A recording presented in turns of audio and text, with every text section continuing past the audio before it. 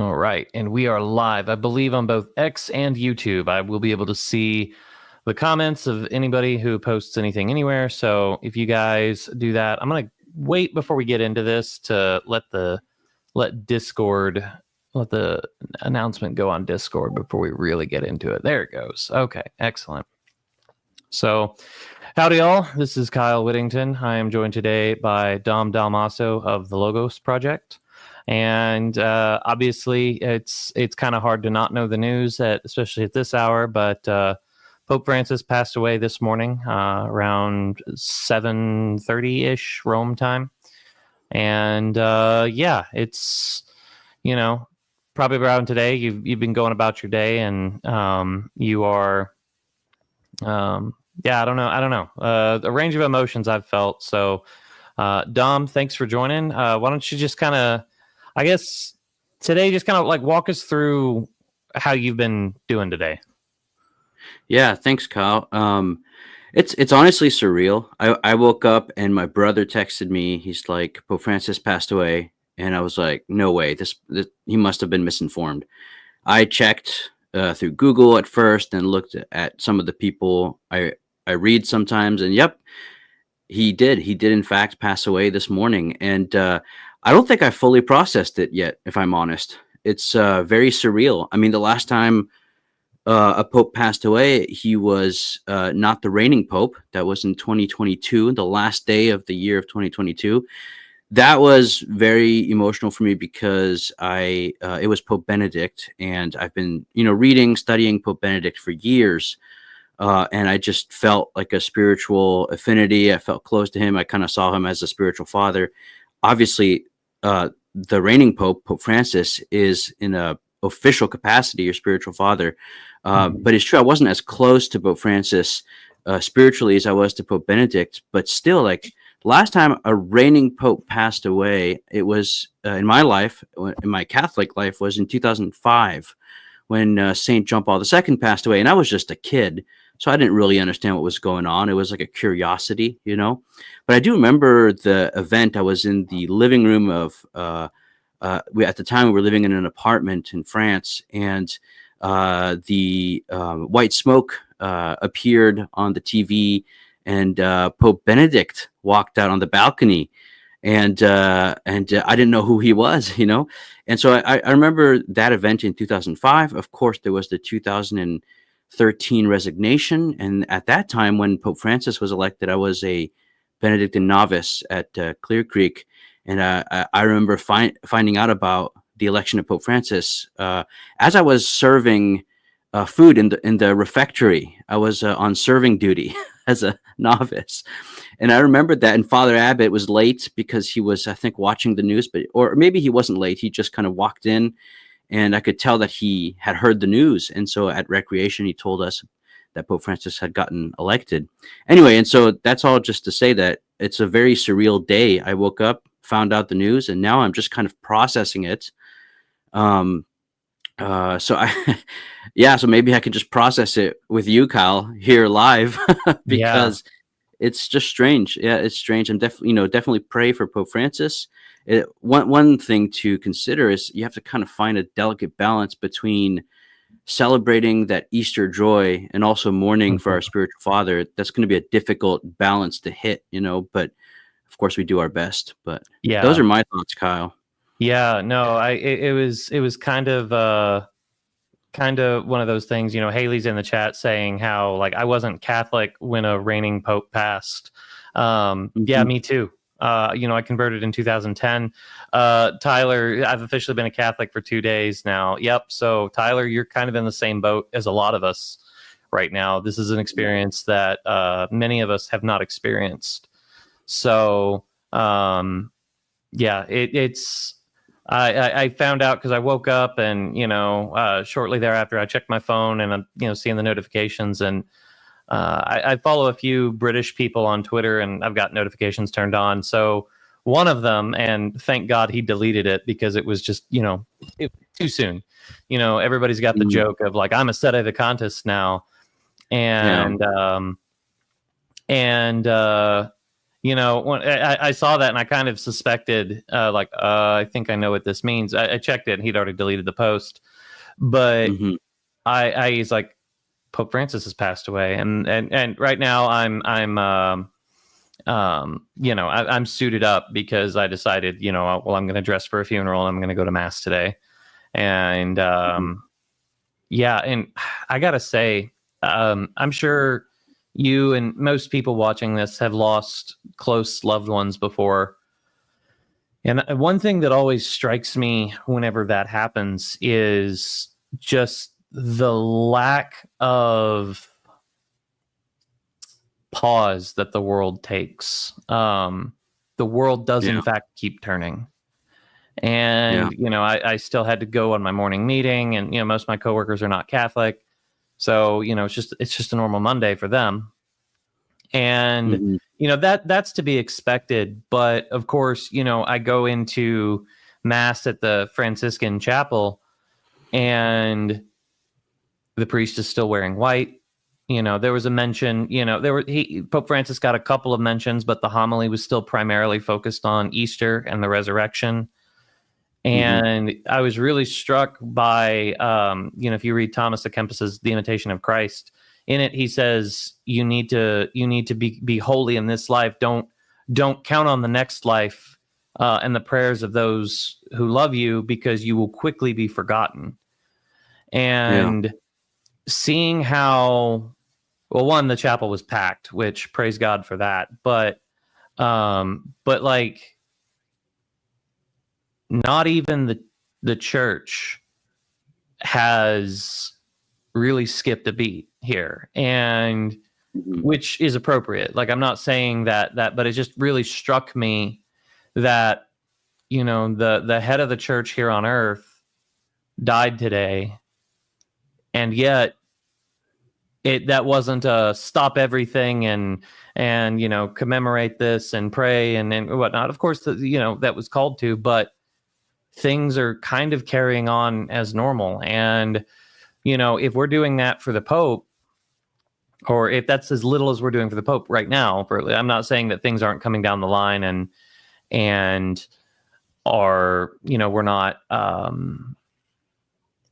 he's not going to get a proper funeral. I imagine most churches are going to do requiem masses for him and stuff like that, just coming down the pipe. But just in the immediate aftermath, Hmm. life carries on. And yeah, I don't know. That just kind of struck me a little bit, because the same thing's going to happen when we die too.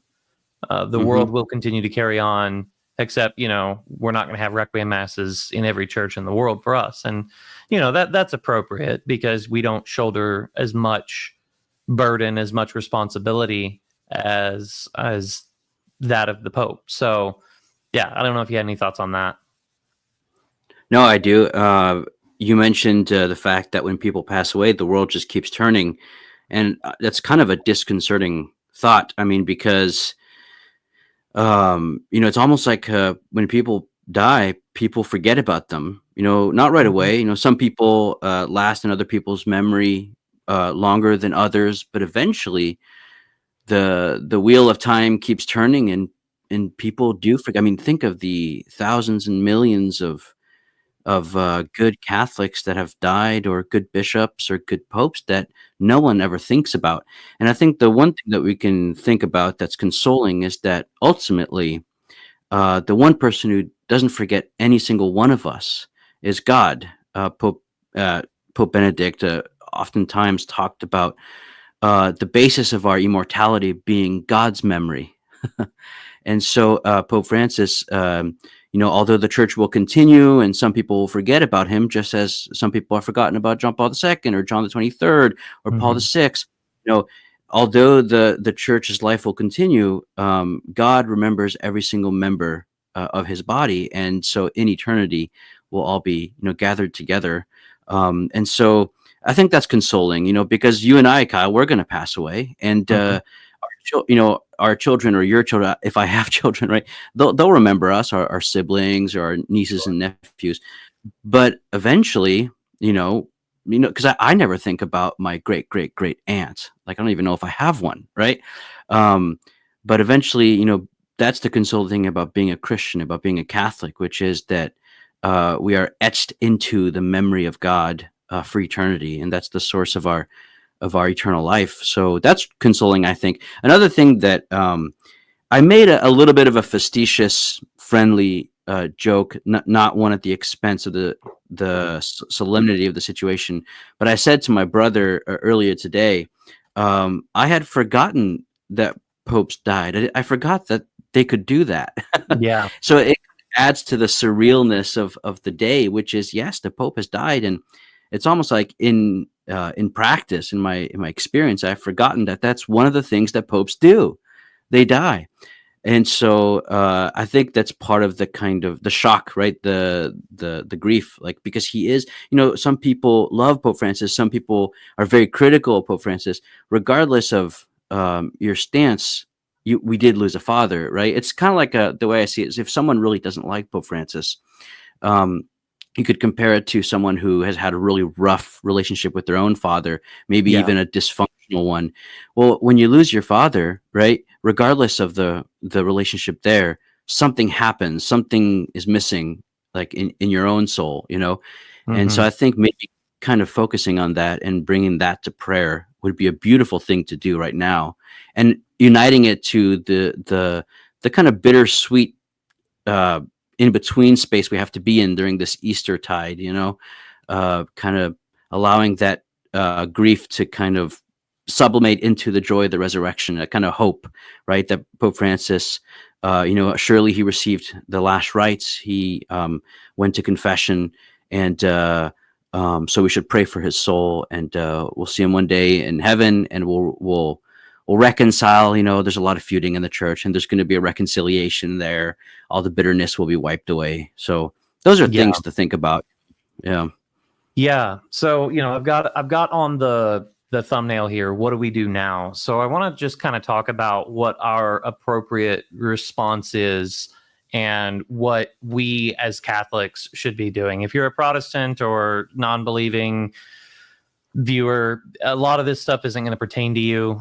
But if you just want to see as a gee whiz type, see how we're kind of processing this, feel free to stick around. But I'm talking to Catholics here, so I'm not going to dance around some other things. So I posted on Twitter, and it was largely from the words of Canon Coggeshall. Whenever you were at the Requiem Mass for Pope Benedict with me in St. Louis 3 years ago, or Right. whatever, however long ago that was.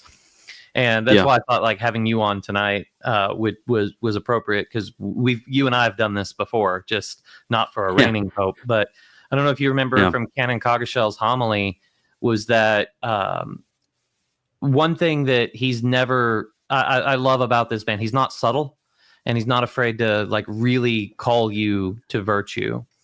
And he talked about how it's our duty to pray for the Pope. This is the man. Nobody forced him into the priesthood. Nobody forced him to become a bishop. Nobody forced him to be the Pope. Even if you are elected, you can turn that down. But he stepped up to the plate, and he, one of the first things he said after he was elected, calling back to John Paul I, was, "My brothers, may God forgive you for what you have done, for what you have done to me." Yeah. So Pope Francis was our spiritual father, for better or worse. And I don't want to gloss over, I don't want to deny the struggles of this pontificate. There will be plenty of time to hash that out at a later time. We can talk about this. I'm sure church historians will talk about this for decades. There's a time and place for that. That time is just simply not now. Right now, we need to just be praying for Pope Francis and praying for the church.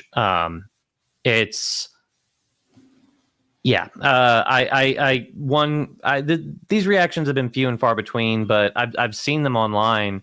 But I thought this was pretty standard stuff growing up because it was instilled in me in a very young age. But I don't think a lot of people have gotten this talk from their parents of that it's never appropriate to celebrate somebody's death. Right. This is not a ding dong, the witch is dead type of situation, because, Pope Francis succumbed to the results of the fall. That's not a cause for celebration. This is a good time for us to pray for him, remember our own deaths, and go on. Now, and then, of course, you've seen those outside of the church that are taking this opportunity to say many horrible things. And then the other thing that I've seen, it's lamentable, but Catholics seem to take that. Well, this isn't Catholics. This is everybody that does this. If somebody's ugly to you, that seems to give you license to be ugly right back. And that's not what turning the other cheek looks like. So I guess, what are some of your thoughts on that? Yeah, I mean, it's no secret that I have had a hard time during this pontificate myself, right?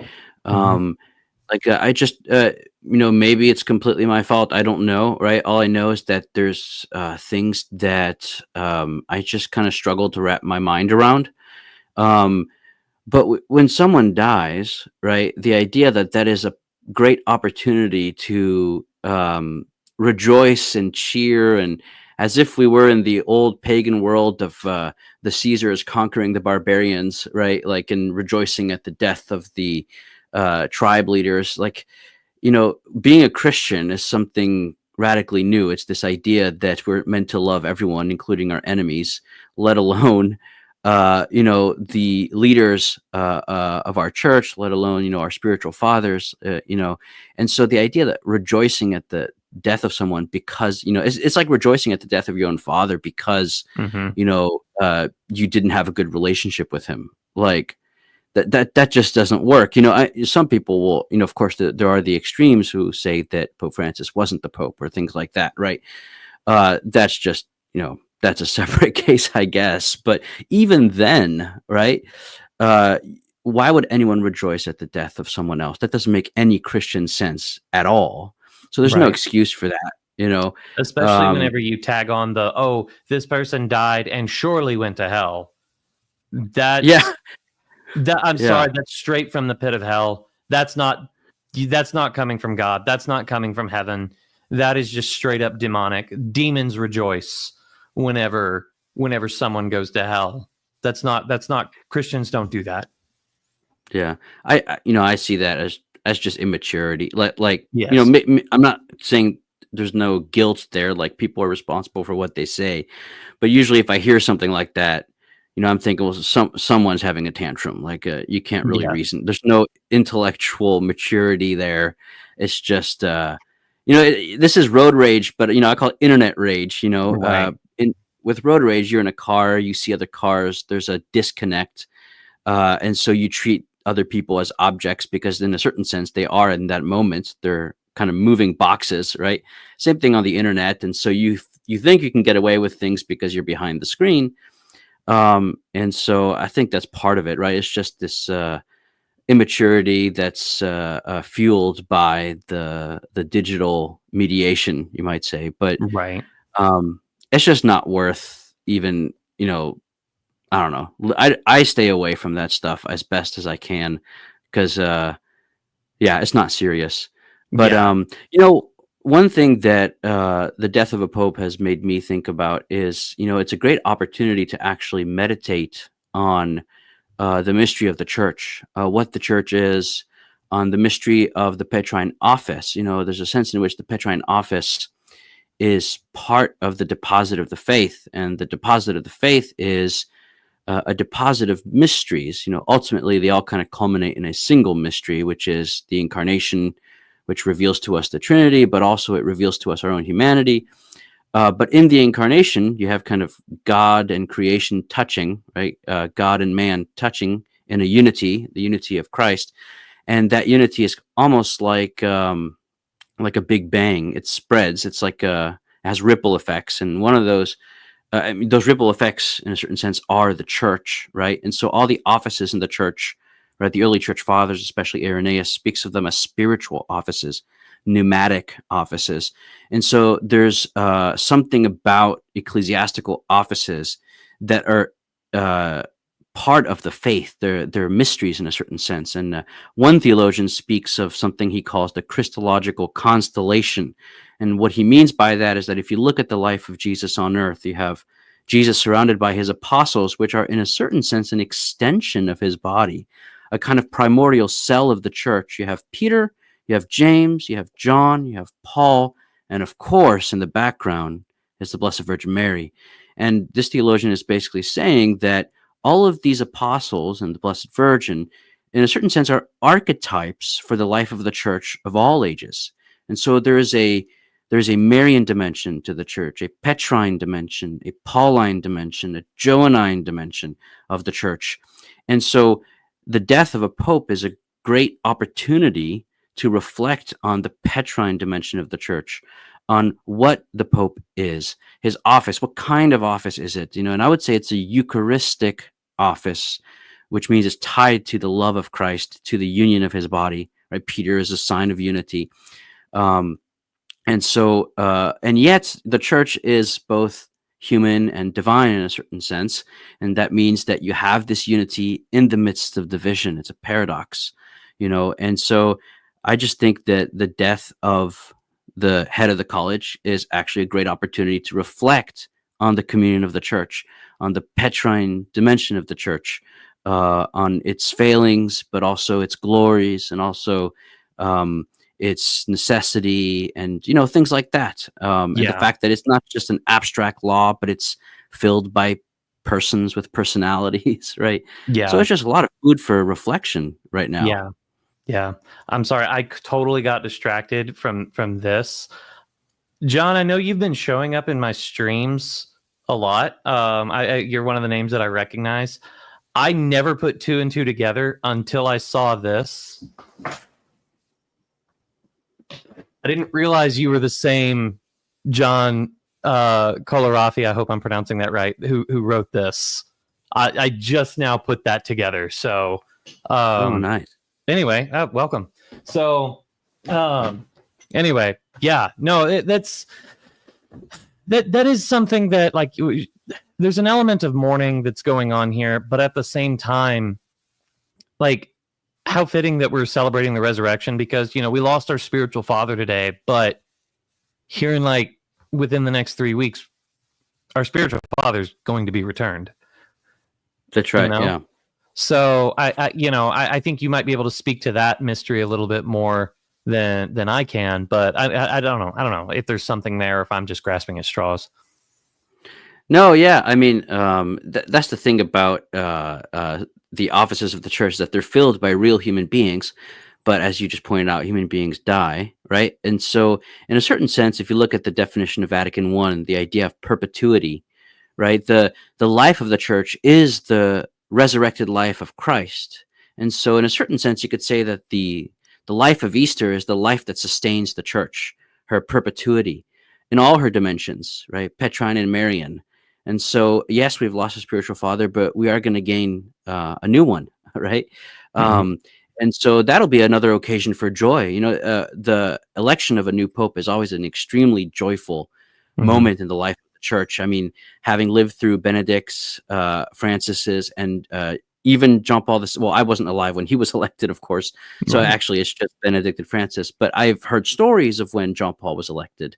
And those are moments that stick out in your life as a Catholic. You remember them. And so that'll be an occasion for great joy. So with the sadness comes the joy of Easter, even in the death of Pope Francis. So there you go. That it's all connected.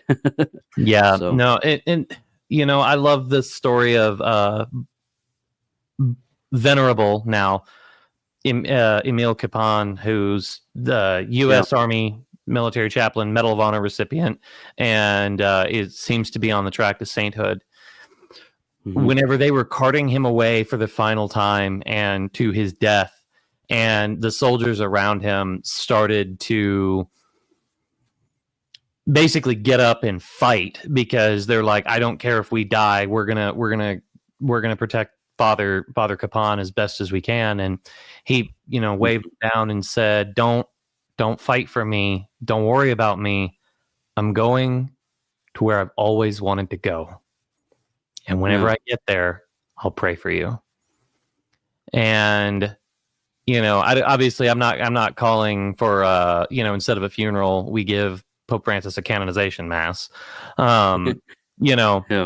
But I can't imagine that Pope Francis would have dissimilar sentiments surrounding his own death. One of my favorite, despite his failings, the one thing that always shined through in his pontificate was his father and his pastor's heart. There's one image from very early on in his papacy that was all over the news, and it still kind of sticks with me. And I'll show this. I'll show it here. You might remember seeing this early on. Here's a man who's disfigured, and he's not beautiful in a worldly sense. If you saw this man on the street, you would, if you're weak like me, you would probably turn and look the other way and pretend that you didn't see him. Of course, like when you look like that, there's no way you couldn't see him, and you would just continue on. And yet here we have Pope Francis just embracing the man. And I don't know much about this man's life. I know some journalists have found and done stories, and I believe he recently passed away. But the fact that Pope Francis embraced him like that, and the man had shortfallings and failings, and I don't want to pretend like those didn't exist, but I do want to kind of set those aside for the moment and just remember the father's heart that this man had for the church, and had for our Lord. And I don't agree with everything that he did, but I don't for a second doubt that he was doing the best that he could with the formation that he had received. So, yeah, I don't know. Yeah. No, I mean, I think this is actually a great opportunity for some self-reflection as well. Because, that's the thing about prominent leaders or people in the media, which is inescapable nowadays if you're the head of any kind of organization, right? Their flaws become very apparent. And us anonymous Catholics, it's easier to hide our flaws, and so maybe this might be a great opportunity to reflect on how have I failed in my office, because the laity, right, the lay status in the church is an office. It's a temporal office according to the teaching of the church. We have duties that priests do not have. In fact, if a priest were to step into the mission of a layperson, he would be stepping outside of his bounds, just as a layperson can't step into the duties of a priest. And so, we have an office. Have we, and of course, there's the office of fatherhood, there's the office of being a spouse, there's the office of being a brother, a son, but then, political office, or, at your job, right? Things like that. Have, maybe reflecting on how I've performed my duties in my office, before I criticize other people. And that doesn't mean that I want to turn a blind eye to the problems in the church or the way certain leaders exercise their office. Right. Of course not. But right now, the Pope has died. Maybe we could reflect on how we've lived our own office in light of that. Yeah. It's, I think of, what is it? The Ecclesiastes, where it's just, there's a time for everything. And right now, I think the time is mourning and prayer. This is not the time for you to be going on checking Polymarket for who the next pope is supposed to be, which nobody like, yes, you might have your March Madness bracket of who you think is going to be the next pope, but chill out, okay? Like the conclave is going to be like in 15 days. The funeral is going to be like in 6 days. Chill At out. the most, yeah. Relax. Yeah. Okay? There's a time to look forward, and then there's a time to kind of live in the present, I guess, or even maybe like be time for some retrospection a little bit. So Yeah. I understand the social media is driving, like, listen, the next pope is going to be a real hot topic. Well, guess what? It's going to be an even hotter topic when the conclave starts. I'm going to be doing future pope stuff whenever the conclave starts. But even then, by show of hands, get your hands emojis in the chat ready. If you're a cardinal, and your eminence, an emoji is a small picture. No, I'm kidding. So it's just like you're not part of the College of Cardinals. If you are good, your eminence, please turn off the stream now, because you've got much bigger things to worry about. If you are, okay. Well, we got the Easterners with stolen valor here, but anyway, they, it's, chill out. Unless you're really good friends with a cardinal, at which point that information flow is going to be the cardinal is telling you what's going on, not you informing the cardinal what should happen. Your speculation isn't helpful here. I think one of the biggest temptations that I personally fall into is that, I think about, what content can I do, or what can I write? What tweet can I write that's going to make a difference in the world? And the fact of the matter is that, it's basically nothing. There's basically no content. There's nothing that I can write that's going to be helpful in this. But what is going to be just helpful in every sense of the word is your prayer. That's the most powerful tool at your disposal, and at my disposal too. And that's kind of what my intention is behind this stream. Isn't so that I can give you some secrets of the church and I've got some insight that everybody needs to hear. No, I just want everybody to pray for the repose of Pope Francis, pray for the church, and then whenever the conclave starts, pray for the College of Cardinals, and then whenever the new Holy Father is elected, pray for him. It's not glorious. Nobody's going to write songs about you for doing this. Nobody's going to be climbing over themselves to write your biography for this. But that's still the most powerful thing at your disposal, and that's what we need to be doing right now. So, yeah. I don't know. No, it's funny. We often joke about the one. I don't know if I think it's a pseudoscientific theory of the butterfly effect, right? Which is a butterfly flaps his wings in Asia, and then a tsunami happens in France or something, right? In a certain sense, I think we really underestimate, and here I definitely include myself, we really underestimate the power of prayer. And I mean, a sentence like that has become cliche and almost trivial, but really pause and think about that. Prayer on the spiritual plane can have, and this would not be pseudoscientific, it would be spiritually and scientifically accurate, right? Prayer can have a butterfly effect.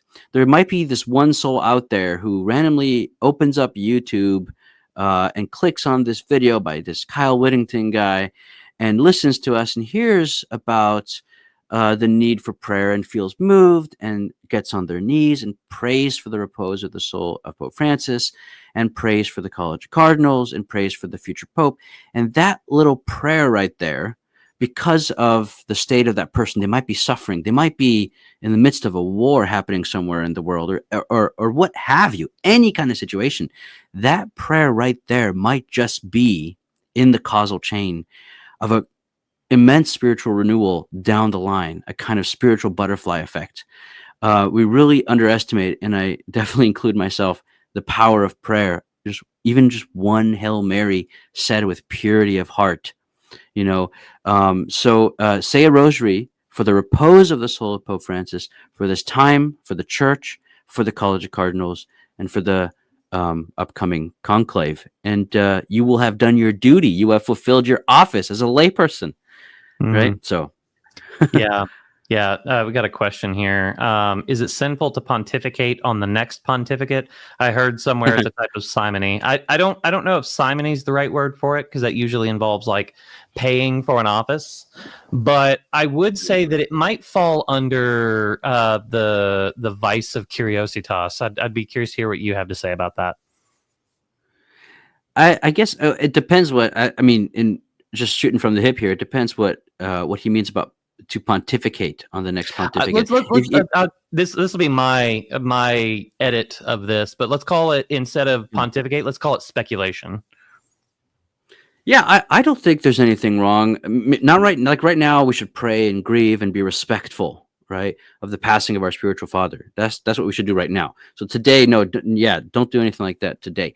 However, as the conclave approaches and during the conclave, I don't see anything wrong with speculating who the next pope will be. In fact, I remember when I was a kid, my family was speculating during the conclave that elected Pope Benedict, and the speculation was it might be Ratzinger. And then when they mentioned Joseph, right, he was saying the name, right, Joseph. My dad was like, it's him, right? And then it was him. So I don't think there's anything wrong with that. However, if there's a danger, because you can start to create bad guys and good guys, right? And if the bad guy on your list gets elected, then you're kind of predisposed to be very judgmental. So just be careful is what I would say. But personally, I don't see anything wrong with speculating.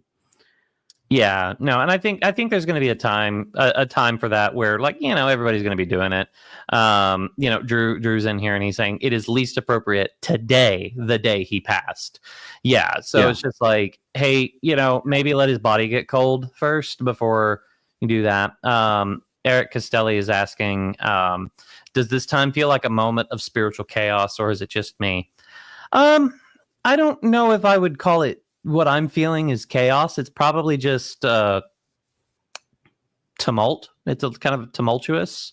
It's not a happy time for me right now. It's certainly something that, I mean, my spiritual father died today. So, but I guess, especially this pontificate, I wasn't putting a lot of stock in, I need to choose my words carefully here.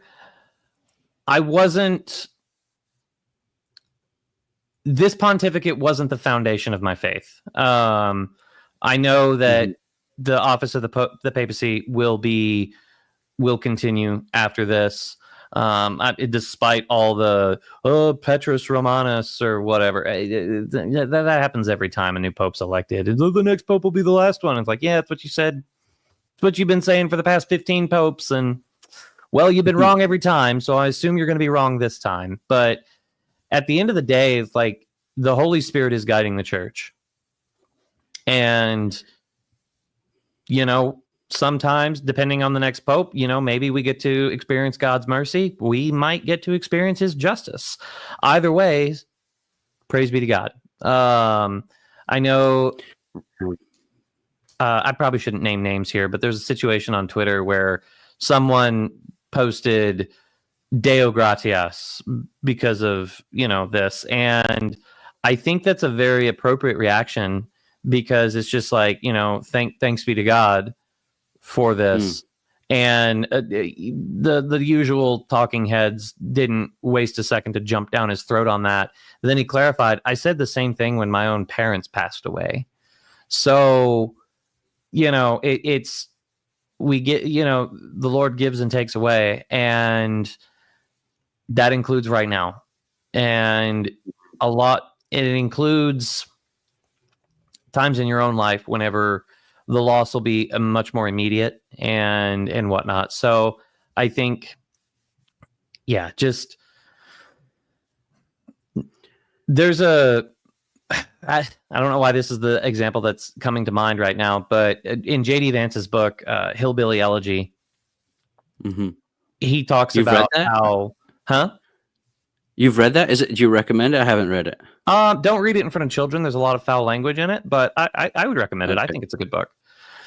Okay. But there's several times in there where like his grandfather and his grandmother die, and just the reaction that like his mother would have, where don't you dare cry. He was my father, not yours. You have no right to be sad, or Mm. something like that. And it's just like, hey, grief isn't a competition. Mhm. Everybody's going to process it differently. Don't reach out and strike at people who are sharing in this loss. You know, some people might be feeling it more than you, some people might be feeling it less than you. I would say, I would Yeah. argue that's not a good or a bad thing. That is just something that is. So, Yeah. Yeah. you know, the paragraph in the catechism that I pound on the most is, you know, CCC 2478. You know, I think about it 24/7, 8 days a week. That's how I remember. That's my mnemonic device to remember that one. But 2478 is, you know, everybody should be willing to give a more favorable interpretation of somebody's words and actions than an unfavorable one. You should be more quick to assume goodwill than you are to condemn it. And, you know, in times like this, when emotions are running high, the temptation's there. But I always I come back to that, because especially as a media personality, though albeit a very minuscule one, that is it's very tempting for us to jump down each other's throats, because, well, I mean, that might not be your primary intent, but you will be rewarded for it in terms of the algorithm. So, Yeah. yeah. So anyway, Man, the internet. Yeah. What's rewarded? Yeah, certain patterns are rewarded, and you know that would make a video in its own right, how the internet works. But you know, Pope Francis has been Pope for since 2013. So how 13 many years is or that? 12 years. So 12 that's years. Yeah. 12 years, and that's a long amount of time. I mean, if I were to describe how I feel today, is in shock, not quite certain that it actually happened, if I'm frank. Mhm. Like it feels like the information has reached my my right brain, but it hasn't yet processed through my left brain. Like I'm Yeah. still realizing that the Pope of he's been Pope since I was a Benedictine novice a decade ago, right? And that he has died today. And Yeah. so that's how yeah, I'm in shock. It feels very surreal. I think that me personally, I'm probably going to have to process this more tomorrow and the day after tomorrow up to the funeral. And I think after the funeral is kind of like when I'll be ready to look forward again. Like, all right, so what's coming next? But right now I'm kind of in shock. Yeah. But yeah, I'm going to be praying. I'm going to be reading a lot and meditating, and probably not going to be making a lot of YouTube content. Mhm. Honestly, I'm probably not going to comment on the conclave or anything like that, and I'm just going to be looking forward to finding out more about our new spiritual father once we find out who that is. But Yeah.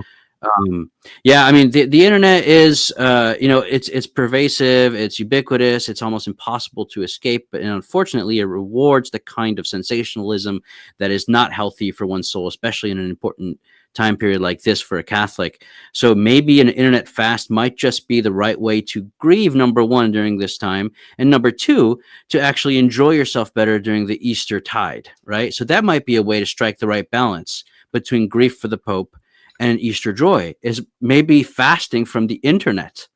That's an idea. I don't know. Yeah. No, it might be, because I mean, you remember what you remember what St. Joseph said? Yes, yeah, I have a T-shirt with his saying on it. Yeah, Yeah. Yeah. So, but The Power of Silence, Cardinal Robert Sarah, is a great book. What might be called of you right now is, and not you specifically, but perhaps you specifically, but to the viewer here, what might be called of you is silence, but what's definitely called of you is prayer. And Hamar's got a question here. He says, is it wrong to see a joyous element in that he made it to Easter? I don't think that's wrong at all. I think that's actually, that's great. I think that honestly, the fact that he made it to Easter is a proof that God exists, or is evidence that God exists, if I'm being more precise in my language, because I was reading some report that said when he was in the hospital, there was a moment where the doctors were like, this is it. He's gone. There's nothing we can do. And the only thing that could possibly save him is if we have, we overload him with this medication, and even then that's dangerous.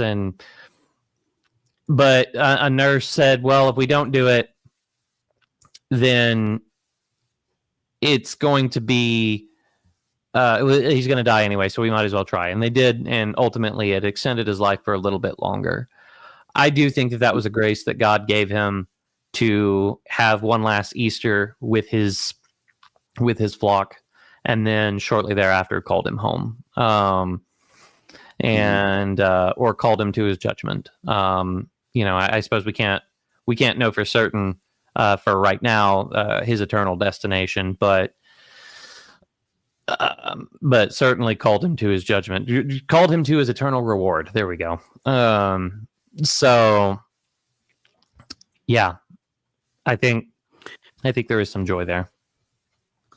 Yeah. Well, the Pope has passed, guys. Buckle up, pray.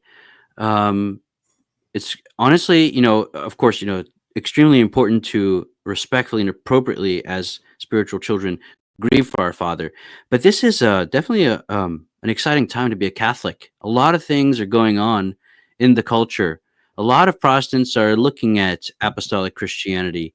A lot of the secular project has been leaving people empty.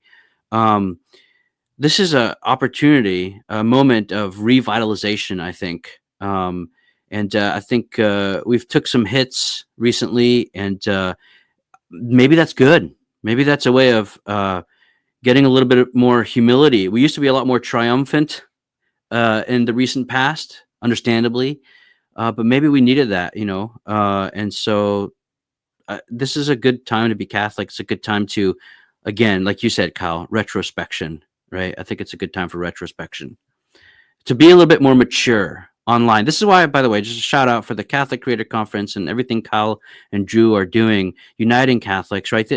This is an opportunity for us to rise above the kind of instinct-based methods of the developing continent of the digital sphere, right? So, in other words, this is a hopeful time. Grief is not incompatible with hope and with joy, actually. Yep. So, Jesus wept. That was one of the mysteries, I guess, of the incarnation, is that Jesus cried over Lazarus whenever he died, even though he knew what was going to happen to Lazarus, including the fact that he was about to return from the dead. But yet he still wept. Isn't that beautiful and so mysterious, right? That Jesus would break down weeping like that, and then in the next few minutes raise him from the dead. I mean, that's something worth thinking about right there. Why did he weep like that? Yeah. Here's a good question. Happy Random Art says, is it justified to be mad while praying for those who abused Pope Francis's words through the media? I would give this a highly qualified maybe, because righteous anger is certainly not opposed to any virtue, though it's really hard. Let's just go ahead and assume that every single one of us here is a spiritual novice and that we have almost no clue what we're doing. Anger is one of those very delicate emotions, and it's very difficult to do well, and it's extremely easy to do poorly. Or if I would say, if I could rephrase that too, it's difficult to do it virtuously, very easy to do it viciously. So there is certainly the injustice of dishonesty that a lot of people do, or just if not dishonesty, then a lack of due care and due diligence in trying to figure out what he actually meant. But I would say that if you are angry, it's neither good nor bad. It just simply is. It's what you do with that. Do you wallow in it? Do you does that embolden you in your prayers, or does it make you want to strike out and what's one of the 7 deadly sins? Wrath. Does it want to make you want to engage in wrath? If it's wrath that you're after, back off. If it's not, then you're probably okay. But I mean, I guess if you're, I don't know. To go deeper than that, and I've already said more than the bounds of my experience and knowledge would deem appropriate, but I think that's about all I'm comfortable saying there. Dom, do you have any thoughts? Maybe just that anger is actually, just speaking psychologically, anger is a dangerous emotion. A lot of people talk about this, a lot of people recovering from addiction, a lot of people recovering from PTSD. I am not, of course, saying that that there is no such thing as, for example, the anger that leads you to jump on a grenade, the anger that leads you to protect children, right? Obviously, there's a place for that, but in general, I think anger is one of those emotions that is actually dangerous, and you should definitely be skeptical, especially if you're assuming it's justified. A friend of mine said, and he's someone who's recovering from addiction himself, and he said, I always assume that if I'm angry, especially if it feels justified, there's something wrong with me, because there's something wrong with my own inner peace. I'm letting things dictate how I react, and there's a lot of wisdom in the Stoic tradition. Of course, we have to properly Christianize it, but this is something Father Gregory Pine has talked about a lot. There's something about the Stoic tradition that shows you how devastating certain strong emotions like anger or envy can be, right, in your life. So I would definitely err on the side of caution with anger. I think we underestimate the destructiveness of anger. So I would just say, what is there, what if you could actually benefit from erring on the side of caution, right?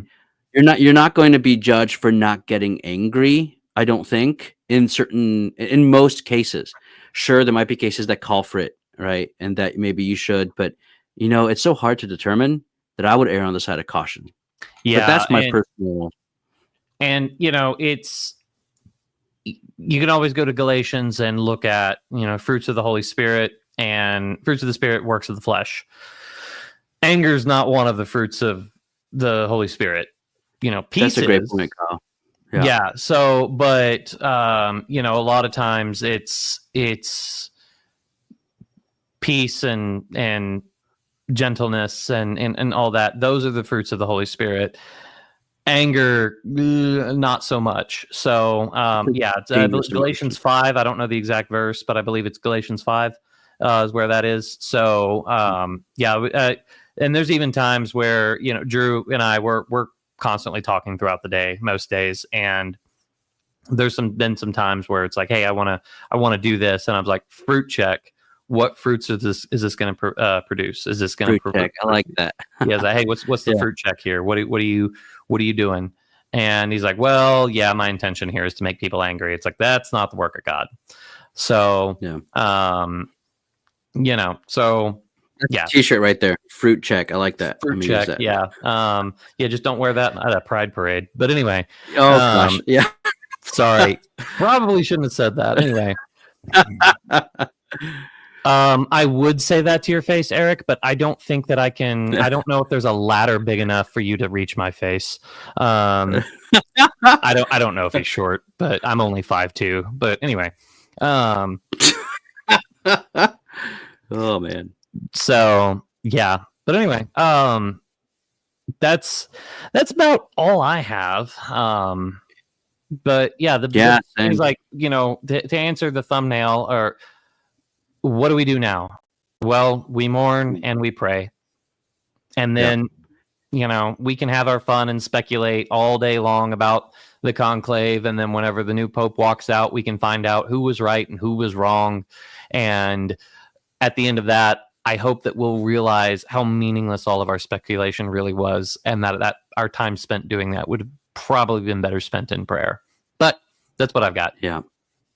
That's great. I would just say, guys, remember the spiritual butterfly effect. Don't underestimate the power of prayer for the soul of those who have passed and for the good of our holy church. So, yeah. Okay. Well, cool. Well, for those of you who are watching live, the counter says 75 right now. I'm streaming on both YouTube and X. Yeah. So I don't know how many people are actually sticking around on X, or how it's counting it. But hey, if y'all are watching live, thanks for sticking around. If you're watching a recording, God bless you. Pray for the repose of Pope Francis. Pray for the church, and pray for your favorite creator. They need it more than you imagine. So. But anyway, yeah. So God bless you guys. I never know how to actually end these.